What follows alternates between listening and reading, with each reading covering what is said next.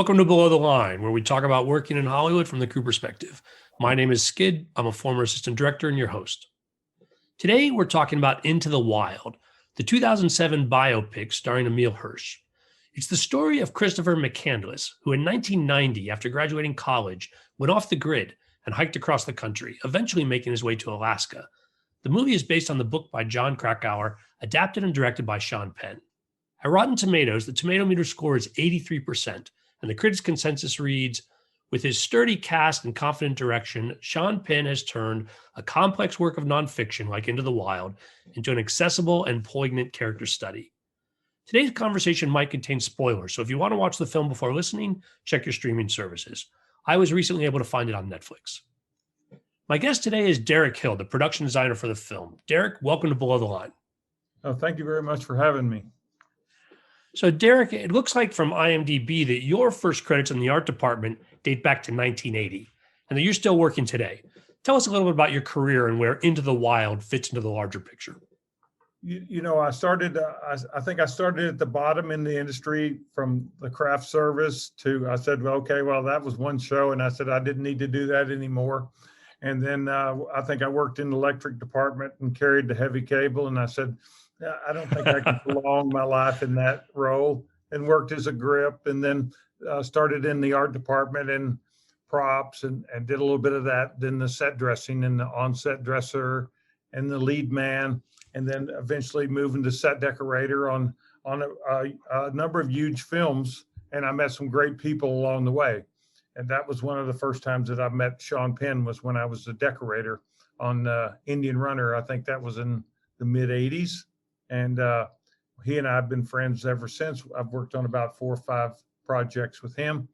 And then I moved up to art director, and then eventually on to production designer. It was like I was being pushed from the bottom and drawn from the top as well. And so were many of those films in this? So your first film, you said, was it Indian Runner with Sean Penn? Correct. And then those films in between, or where is Into the Wild of that group of films you did with Sean Penn? Into the Wild was the last film that I've done with Sean. It's not the last time that he's called me. It's just that my schedule, I have a pretty good nucleus of directors and people that I've worked with in the past. And, people call like, when are you next available? And so, I'll try to line it up or try to be available. I know that when I did Into the Wild, I'd done the Crossing Guard with Sean. We shot it in LA in like 93, 94. And then 10 years later, I'm working on House at the same, and I get a call from Sean and says, hey, look, I finally got the rights to the book.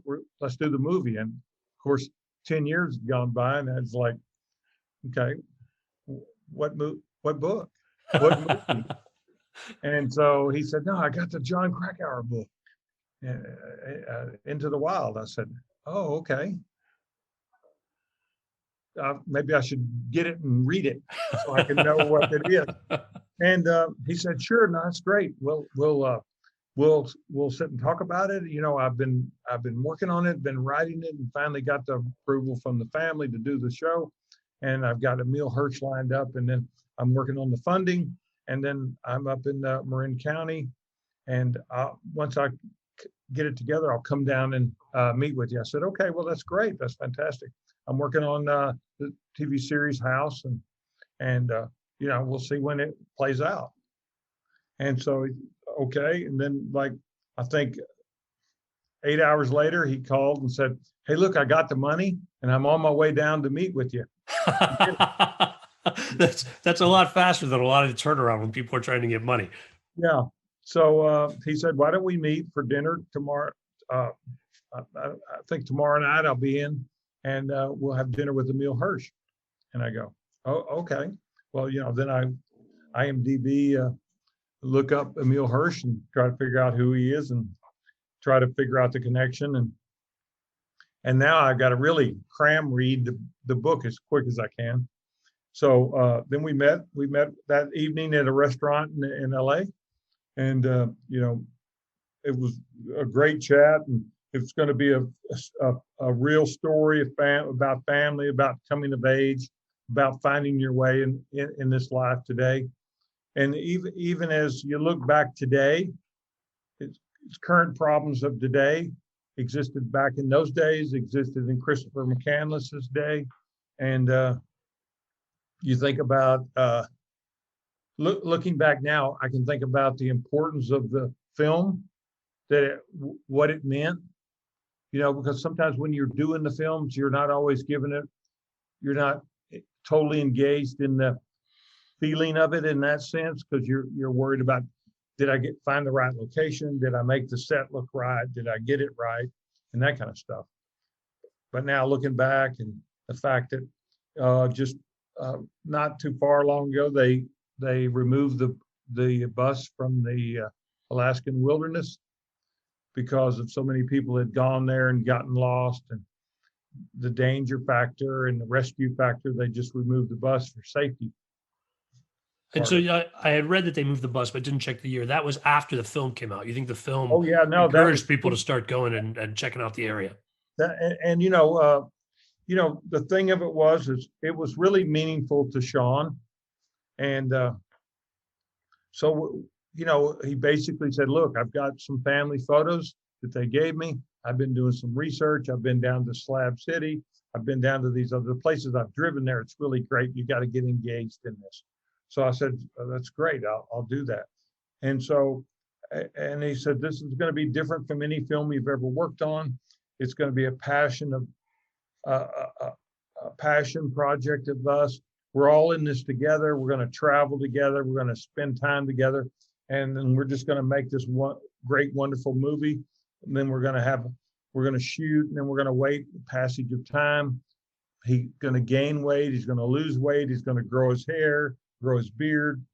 And so it was really a strange deal, because I was basically on for probably 11 months of the time, even though I was doing another project at the same time. I go, okay, I'm going to work it in. And the season ended on House, and I said, well, I'm done. I'm doing Sean Penn's movie. And they go, no, that's okay. You can still come back and help develop our show and concept meetings and figure that out and do what you're doing. I said, okay. So I traveled around, and I went to Georgia and looked at where, he went to school. And then, I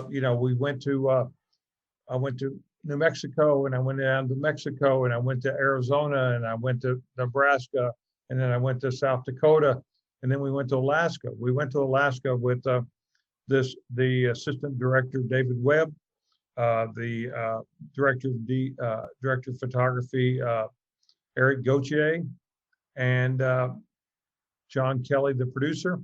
And we took snowmobiles 28 miles in to go to the real bus. We had to see the real bus, figure out what we're going to do, how we're going to create the bus and stuff. And, it was 28 miles in, 0 degrees, snowmobiles.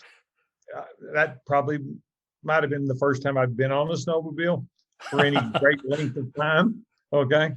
And so we're just cruising, and, we had a guide that took us there and led us there. We went across frozen rivers and through the mountains and through the hills and the trees and the path. The Stampede Trail leads you a lot of the way there. But when you get to the river there, then it's a whole different scenario. So we got to the bus, and then Sean said, well, I really need some time by myself in the bus. We said, that's great. Go ahead. And he's probably spent about 30 minutes in there. Like 30 minutes, not like a week. He didn't need a week by himself in the bus, or right. Well, it was cold, and he knew that we were there. And then what happened is he'd had provisions from the family that were stuffed in his clothes, notebook, paper, things like that to leave in the bus that Chris always took with him, so that when people do get to the bus, they have something to survive on, to live on, to write their mission. What we did find is the diary of Christopher McCandless, which we displayed in the film, where he kept track of every day what he did. And, it was an amazing journey. It was a life-changing journey. it was a meaningful journey looking back, and you think, wow, this kid was amazing. You know, he was running away from his life, and his father had a second family that was not really well publicized and known, and so he just rejected everything in life and just I'm going out on my own. I think one of the lines that I always think back when we did what was Vince Vaughn playing the ranch hand, you know, where they did the wheat foresting. He goes, "It's great. You're going to Alaska. Well, what are you going to do when you get to Alaska?" "I'm just going to Alaska. I'm going to be in Alaska. I've just everything." And it's like you go there, and I'd never been to Alaska. And I think on that film, I probably took 15,000 photos just from my journey, seeing places that I'd never seen, going down roads in Alaska, and you just go, wow, look at that. Oh, look at the sun on those mountains. And you just jump out and you take a photograph, and then you look back the other way, and there's a reflection. There's a moose going across the wilderness, the tundra. I mean, it was like just life-changing. It was almost that at times I wished I would have spent more time thinking about my journey in Alaska than the journey that I was hired to do. A passion project for Sean Penn. Obviously, he'd been carrying the idea for a while, bringing these folks together and working in that way. I want to take a little aside, though, and talk about your relationship as the production designer with locations, because this movie is heavy on locations. You said the spaces in Alaska, but also across the country, following Christopher's journey. What was your relationship with locations on this film, and was it different or the same as it is on a typical film or a typical project? No, I think that I engaged a gal that I'd worked with when I met her on The Postman in 1997. She was from Arizona, Nancy Haker. And she and I have worked several times before we got to working with Sean Penn. That she really engages in the story and the thought process a little the same way a production designer does. And I had location scouts in California. I had them in Georgia. I had them in Alaska, and then in Oregon, we shot in Oregon as well, and Washington. So I had I would say probably a dozen different location people along the journey.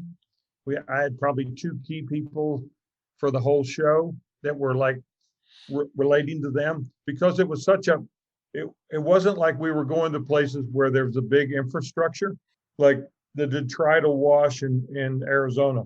You know, we had to it was like, okay, we had to photograph, and I'm just driving in Arizona, and I'm going, here comes a wash. And then you go, well, he would have gotten off the trail. And then, in the movie, we had his car that was up the dry creek bed until the rains came. And then it wasn't dry anymore. And that was like a journey that you try to figure out how we can achieve that and still create the same life that we did. And at the same time, you're trying to figure out how can we afford to go to some of the places, not that they were expensive, but that was like the journey. And I think that because it was Sean and his strength in doing the right thing, that most production companies wouldn't let us go to Carthage, South Dakota, 180 people, with no infrastructure. So we traveled in a smaller than normal crew. Many times it was say a prop man and Emile and Eric, the DP, the AD, and Sean, and we would just drive, and we would find these great places in Alaska, and we'd say, jump out, look at the mountain in the background, the sun's perfect, jump here, get on top of the car, this is going to be a great pan around shot, or I remember one day we stopped along the side of the road, and there was a floating ice thing down the creek. Next thing I know, Sean's got the camera and he's riding it down the creek, and I'm just going, okay, all right. So those were the things that Once we kind of found the journey, I had another production supervisor, Haley Sweet, that was with me at times. So if I didn't take a location person, she was with me, and then I would say, "Go and walk down that road right there. I'm going to take a long lens and I'll just videotape you, and I think that's the shot." And then I would go back and put all these things and present them to Sean and put it on a map, and we would say, okay, the next leg of the time, we need this in the summer or the spring or the fall, then we'll make this and we'll go shoot in those locations. So we went to Alaska like 4 different times. When we went there, the first time we found the bus, and then Sean goes, "We're not going to shoot in this bus." I go, "Okay." Because so a little context for folks. When he goes to Alaska, crosses a river, spends a lot of time in this bus that he found as shelter, a bus that had been abandoned for a very long time. But you went to the actual bus, as we discussed earlier, but you're not filming in the actual bus. Tell us more about that. Yeah. Basically, we found a couple of buses, and we cut and pieced them together to create the one bus that we were going to duplicate for the hero bus. But then we need to find out where we could put the bus. So another snowmobile trip down the riverbanks, trying to find the spot, and basically the story point was the bus was located not very far from, I believe, the Technolika River.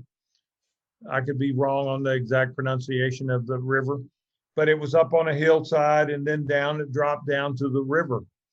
We pulled up to this spot, and there was a bank up there, and Sean jumped up off his snowmobile, and he runs up, and it's like 3 feet deep of snow. And they go, "We're coming, we're coming." And Sean's up at the top, and he gets up there, and there's 2 moose right at the top of the mountain where it's flat plateau. And he goes, "This is it. Chris sent the moose as a message. This is where the bus is going to be." So then I go, "Okay, that's great. We'll figure out how to get it." And then it's like, I need it exactly in this spot, So I said, okay, well, I put 2 stakes in the ground up there, so many feet from the riverbank where it drops down. And then we start building the bus. And then we got to get the bus there. How are we going to get the bus there? So then we take the highway guardrails and we turn them flat, and we make them like sleds. Okay. So then we get a helicopter, and we put the helicopter, we pick up the bus, put it on the sled, and then we got a bulldozer to pull the bus in after we get it across the river. Okay. But it's frozen, so it's no problem at this point. So we dragged the bus in, and then it was a battle to get it exactly where Sean wanted it. But I know Sean's a very specific on his filmmaking. So I said, no, it can't be at this angle. It has to be like this. So we get it in place. Everything's working great. We take a helicopter ride to figure out exactly where this is. And Sean and I go and travel and go, okay, that's it. I'll figure it out from here. We set it up. We come up and shoot, kind of a little bit of reverse. We go, his first arrival into Alaska. We find the road where we find the real guy that gave him the jacket and stuff. So it's like, I can't believe we found the real guy. But when you go up there, there's not many people. Okay. So the people who know him are still around. And then the way that Sean liked it is as real as possible. Even if they weren't a real actor, this is the guy I want to use. We're going to use this guy. I said, that's fine. Well, it's great. We'll make this work, and it'll all be good. And it did. He's in the film. And so then we go shoot some other part of the film, and then we come back, and it's like the springtime. And then we go, okay, we can still get in, still kind of frozen over. We come back the 3rd time, and it's the summer. Now the river's thawed, flowing. We can't get across the river to get to the bus. Just like he couldn't get across the river to get out. So he was stuck there. Now you guys are blocked from your set. Now I have to build a bridge. Okay, cross the river so we could get to the set and everybody could get there, because it was still a drive from where we were to the set. So from where we stayed there, and we shot summer, then we shot the fall again. I want to talk more about the actual filming you did there, but I think it's a very interesting marriage between what is really a guerrilla style almost approach to the actual filming, small groups and very intimate and a lot of handheld, I believe, but the logistical infrastructure required to create this space was huge and certainly on a different scale than what you're describing as the actual filming. And that's an interesting meetup of that, particularly if you say there's issues with budget or concerns about that. How did that feel to you overall, how it came together? Well, I look back on when we did it. There's a couple of things that always stick into my mind because we work on different shows along the way, and everybody goes, "Well, we're limited on budget, and we're doing this, and we're all in this together." You know how that line you hear a lot, and I'm going, now, be careful because I know what we're all in this together because I did a film with this guy who's famous. He's an actor, but he's also a director. And he said, we're all in this film together. And that meant we stayed in the Motor 8 Inn on this highway. We drove cars. He took his turn driving. We flew Southwest Airlines. He rode in the same seats with us. We're just going to stop in the chicken place and grab some chicken for our meal.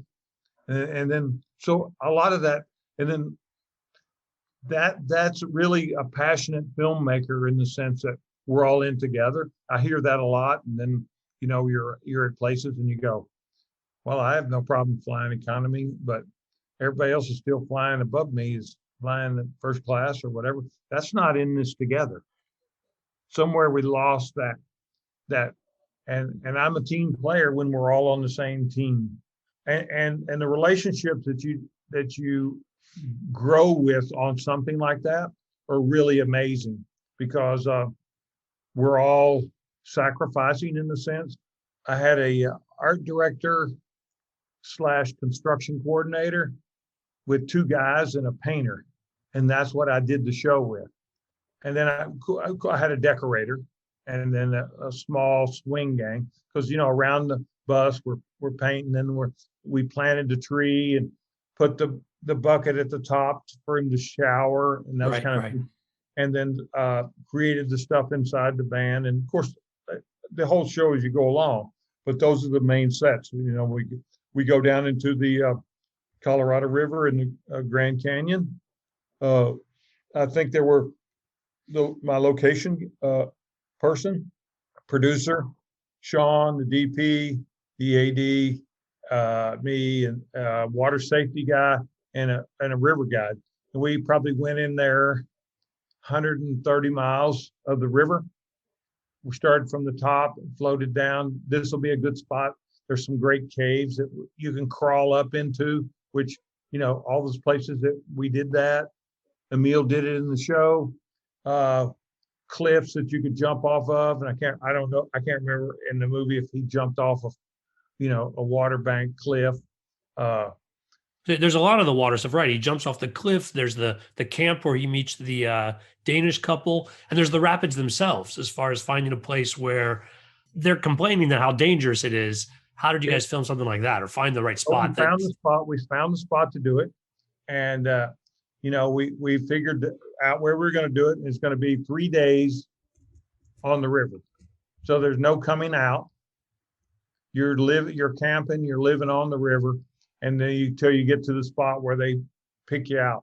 And then we had a world-class kayaker that looked really like Emile. Okay. So Emile was doing all the stuff, and of course, I think then we met the Danish couple, and we met someone like that along the way, and it was really unique. And we found a great spot to do those things where it was really down in the river. So you go, okay, this place we're gonna take over. And it's not like you can say, if someone else happened to be there, you had to kind of get it, own it, and then protect it so other campers didn't stop in there. So we did that. And then we got down to the rapids part, and we had, I think, water safety guys. We had, guys with cameras in the water and all the stuff in it. And it was like, okay, well, the professional guy goes down and all's well, look really great. And then Sean says, okay, well, Emile, now I'd like for you to try it. And he goes, well, I'm not really sure. I thought that the footage, that looks great what he did. And Sean, was like, well, that'd be great, but I really want to get you doing it. And he goes, it's not that difficult. And Emile goes, well, if it's not that difficult, why don't you just jump in it and show me? Okay. So he did, and Sean flipped over, and then he got back up there and got upstream, and then it goes like, yeah, wasn't that difficult, was it? And then Emile did it, And he did do it at the end. Wow. Yeah, because then he had an incentive because Sean didn't. So those were memorable moments and things that you challenge yourself to go beyond the limit on it, because everybody's on the water. Even though we're in big kayak Zodiac boats, it's still a dangerous thing in the river. Right. Having done some water shooting myself, even calm things in the water can go sideways quickly if people aren't paying attention or there's an issue or an accident. So yeah, obviously you guys are well structured and no issues on this film, despite the challenges of the filming you're doing, it sounds like. Right. Well, talking about the locations, I want to continue on that journey. He takes the river all the way down to Mexico. And there's a very brief scene where he's going through, I don't know exactly what it is, like the water, like where, like through the dams and such. Like they're just short scenes, but again, still a lot of work to try and pull those things together. Yeah, no, that was down just inside Mexico, because it probably was something that we couldn't do in the States, and so we knew, we tested it. We were down in the water. We knew the height of how that one gate was open enough to get him down through it, and we had cameras, I think, on both sides of that. But those were meaningful. I mean, that's the filmmaker of Sean of realism. Okay, I didn't build it. We didn't have the money to build it. We had to shoot it. Well, and what about when he comes back with the border crossing and such, and he has some interaction with the guards? They talked about coming back into the U.S. How much of that is on location? Are you building sets for that? Are you doing any stage work on this at all? The only stage work we did was towards the end when we did a little bit of stuff of the riding in the bus towards the end, when his weight was down and that stuff.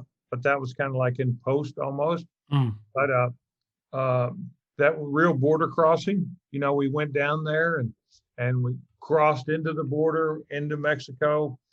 We shot down in El Golfo, all real stuff. And then, we just made our connection of one of those small border crossings coming back.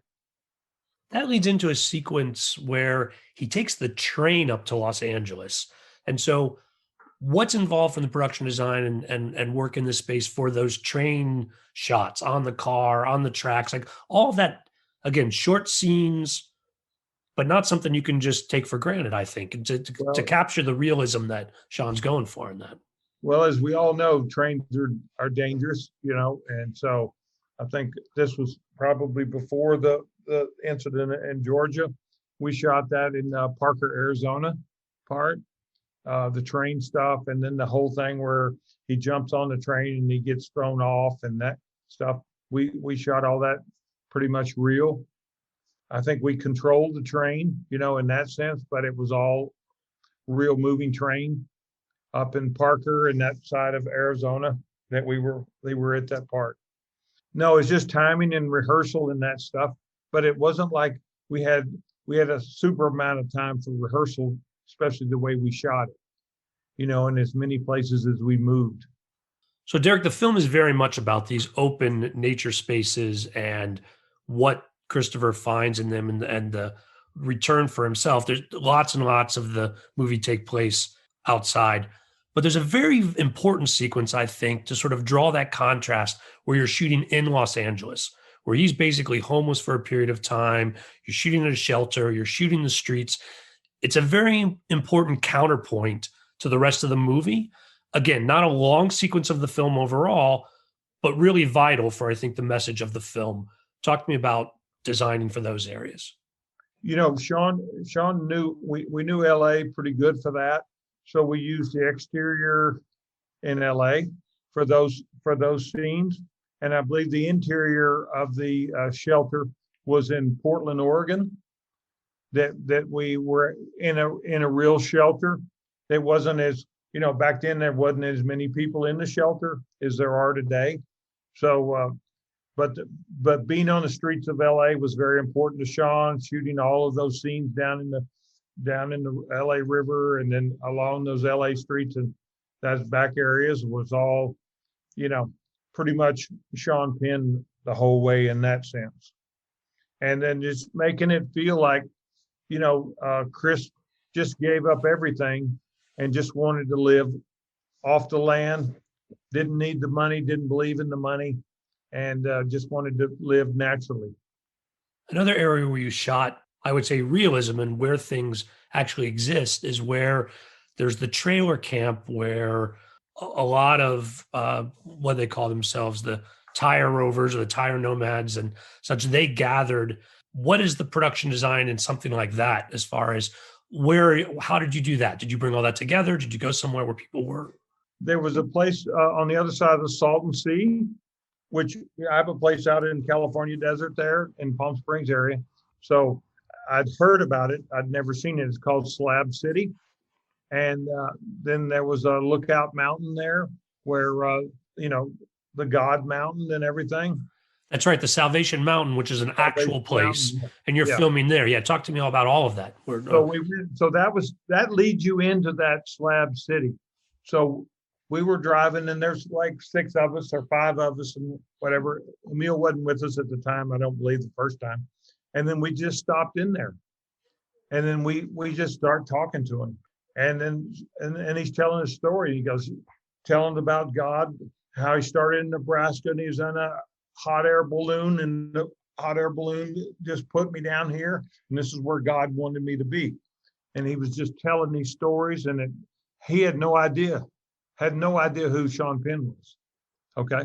And so he'd just go and tell this story and walk us around and show us what all of his creations and what it meant to him. And we took photos and then, I went back there again before we shot. Same story. Didn't remember us, so we go there the third time to shoot. And I said, how do you want to play this? He goes, we're just going in there, cameras low key, not announcing it. We're just going to listen to him talk, unscripted, natural, take it all in. And that's the way we played it. And Emile just played it like, that's great. Tell me about the journey and what it means and all the stuff. And we just, it was and I've been back twice. I took the daughter and my wife there because they just wanted to see it. It's just, even though he's no longer alive, it still survives on him. It's like, how'd he come up with it? Somebody brought me a bucket of paint that was left over and I just put it in the mountain. And then I just had this hay and I just put this and I bumped car bumper and I did this and did that. And it's like, it just kept building and building. And he lived in one of the buses that was out in the front. And that intrigued Sean, because it really meant a lot for him to put him in our movie. And then right past that area is called Slab City. And this is like living off the radar. It's an old military base. Anything goes. You could see there was probably, some trailer burnouts from meth labs. One of the bad things or the good things, we were traveling in 2 black Suburbans. Of course, 2 black Suburbans pulling in a place like that, people scatter. Nobody comes out. They don't know if we're the feds. They don't know if we're DEA. They don't know who we are. And we talked about how we were going to create the scenes there because it was a little bit of territorial area. And we talked and I said, I don't think we can occupy this space here. I can create exactly what you want over here. Then we're not really encroaching on anybody's personal property. They can come see what we're doing. They can embrace what we're doing, but we'll we're another section that's starting up. And so we created that whole world and the stage and all that stuff for all of our scenes there. You know, it's if you go by yourself, it's probably could feel scary. You know, if you go, especially what time of day you're going, because you see people and you know, some people at that point might have recognized Sean, you know, but when we came back to do our filming there, it was, you know, we had security and we had everything we needed to protect us from any of the outsiders. Now, and is this an area where you're bringing in professional background to do some of these larger, I think there's a concert scene and Yeah, a few other areas people walking around, or we you know, the casting people got around and talked to people that live there to let them be a part of it, because they're really, those people there aren't really working in a sense. They're just living off the radar. So we embraced, every time we went into places, we embraced the locals as much as possible. In fact, the scene jumping off of that and up in Cape Disappointment, up in on the beach where the hippies lived. Catherine, was it Catherine Keener? that's right.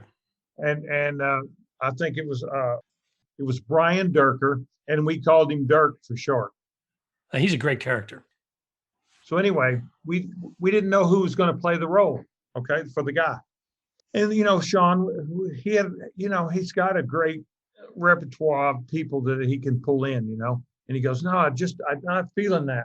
I'm not feeling that. You know, I saw a guy in the hardware store. Come take a look. What do you think?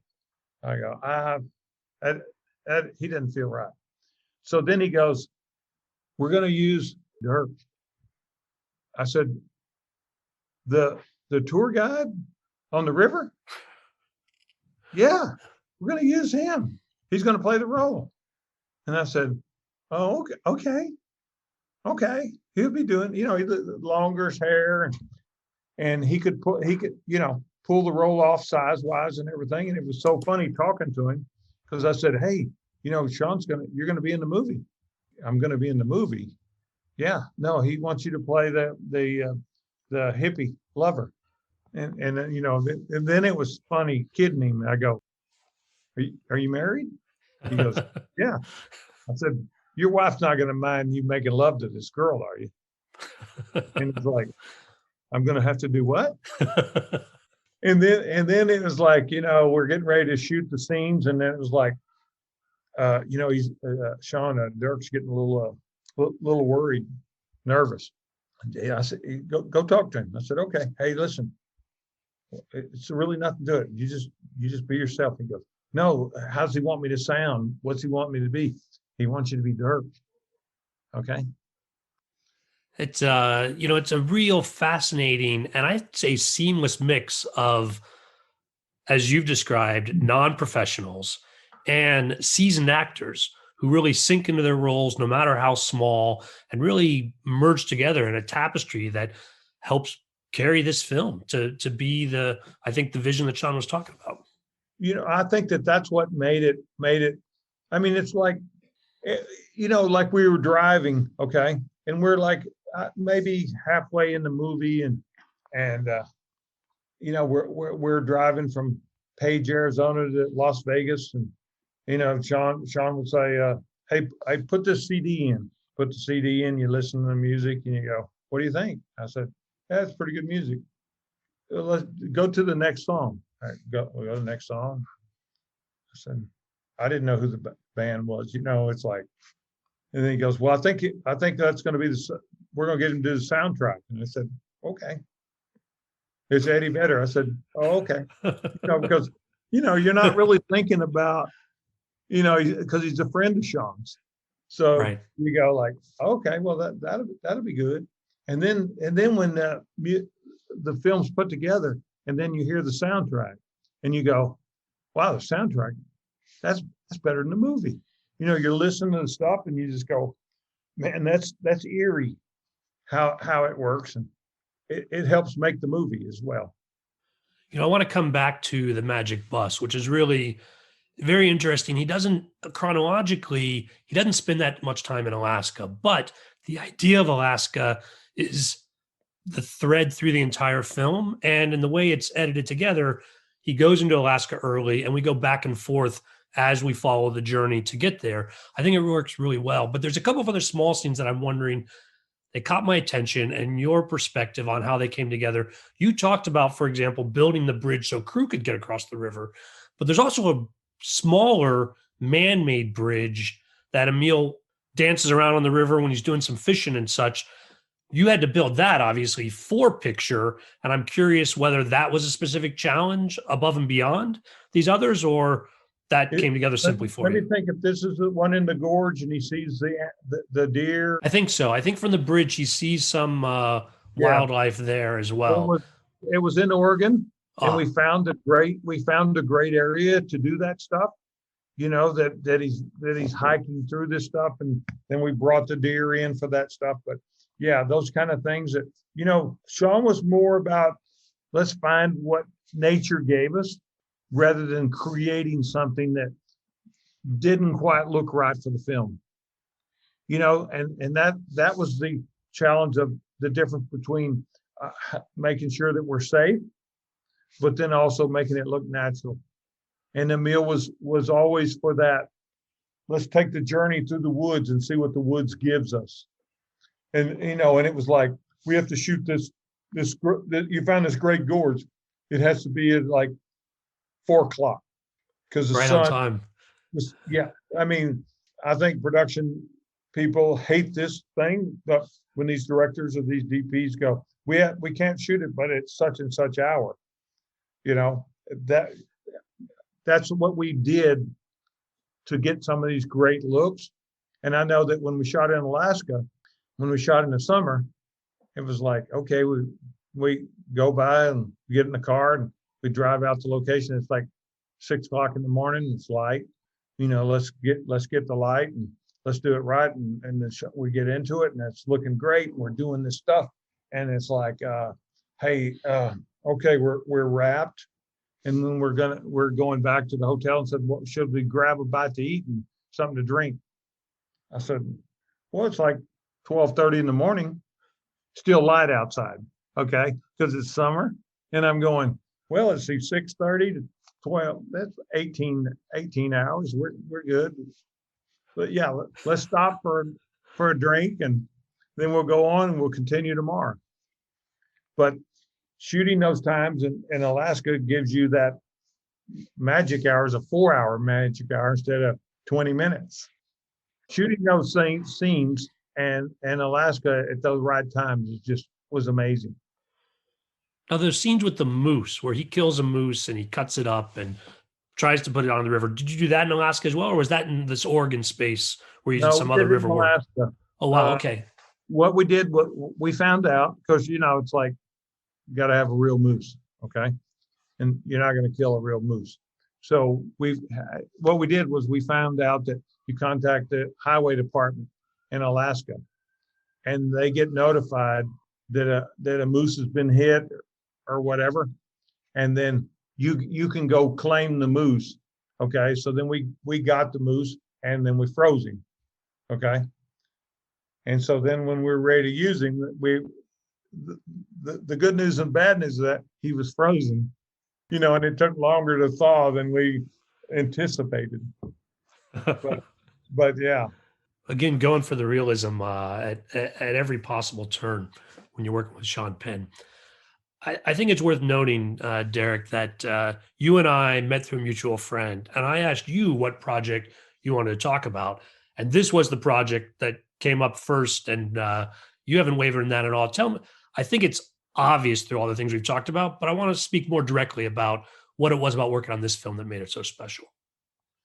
Well, I think one of the things that I try to do is I try to work across every genre that I can, so that I've got a broad perspective of working in the business. And through my career, as you see, I've done many different things, and a lot of people have nowhere near the range that I have. But because of my relationship with Sean, I know Sean, I've known Sean for, 25 years or whatever. He is one of the most loyal guys that I've ever worked with, and one of the guys that's true to his word. And so when you get into the business of this, and people that know you and respect you and treat you with the same respect that they expect, then it's meaningful. The fact that it was a challenge to find Chris's journey, the people that we met along the way, the Hal Holbrooks, and then, I mean, it's just incredible. I mean, those scenes that bring you to tears, that some of the stuff that they did. And then working with this family, we shot in Portland, Oregon, up there for the house and stuff. And the scenes at dinner when the family was there and he's denouncing his family and he was gone, those are very powerful scenes. And then the scene when his dad breaks down in the street, it's almost like it brings some stuff. It makes you think, did I miss something along the way? Did I take the easy journey instead of the hard journey that he took? And did I miss some learning along the way? I know that growing up, and I did these journeys with my grandparents living in Oklahoma. And so it really made me think, as Chris was a kid taking this in for the first time, it's like you talked about the shaving scene, okay? We're driving from Mount Hood back to Portland, and there's one of those crop fields, and the sprinklers are going, and Sean goes, "That's it, let's get out, we're gonna go shoot this." And then you just go, "We're gonna do what?" You didn't really question it. And it's so meaningful. He's up there shaving, he's just happy in the world, shaving in the sprinklers because he hadn't had a shower, and it's just freedom. And that is filmmaking, that it's inspirational filmmaking, that you take that moment that you're always on and you're always ready to get that shot. I mean, I look back in some of the still photos, and then I got the AD's got his clipboard, and he's blowing like fanning the wind. And Sean's got the camera, Eric's got the camera close up, and we got a beautiful shot in the background. And it looks like Emile's on a windy path, and we're on the road shooting. But that's what we did in a lot of the places, especially Alaska. Arizona was great. Finding the river was great. Down in Mexico, El Golfo, finding those spots. I look back at some of those photos, and I just go, "Oh boy, I remember that day. I remember that day we will cross the border. Man, it was amazing." And then you see Sean, and he's seeing all these older Americans going down there to get their prescription, and he just goes, "That's shameful." Then you go, "That's a real person looking at what Americans have to do to survive." It's those kind of moments that you sense. And just like him doing the COVID training and, all the testing. That's right. Because nobody could, he could. He could pull it together. And that's the Sean Penn that I know. That's the Sean Penn that I'll go to battle with on any project. And I jump at the opportunity when he calls me to do something, because we're all in it together.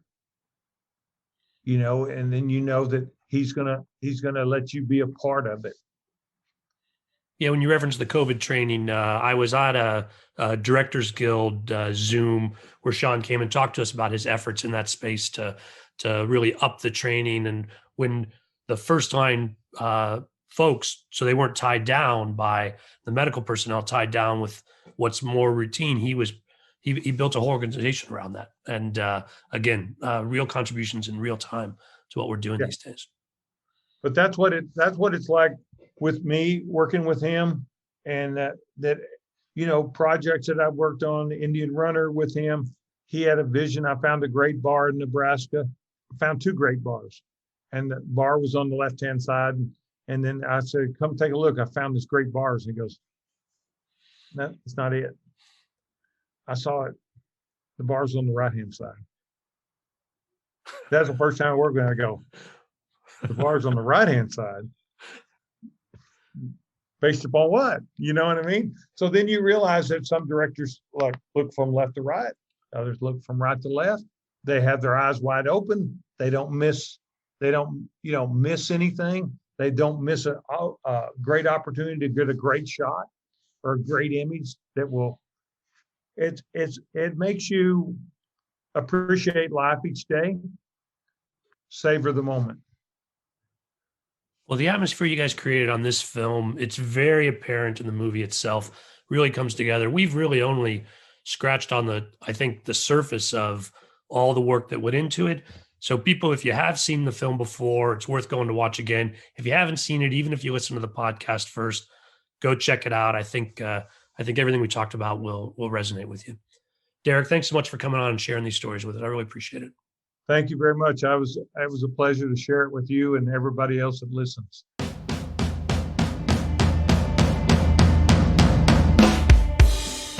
Listeners, I hope you're enjoying the current season. Your feedback is always welcome. You can send email comments to skid, S-K-I-D, at belowtheline.biz. That's B-I-Z. Please rate us wherever you get your podcasts. It helps us reach new listeners.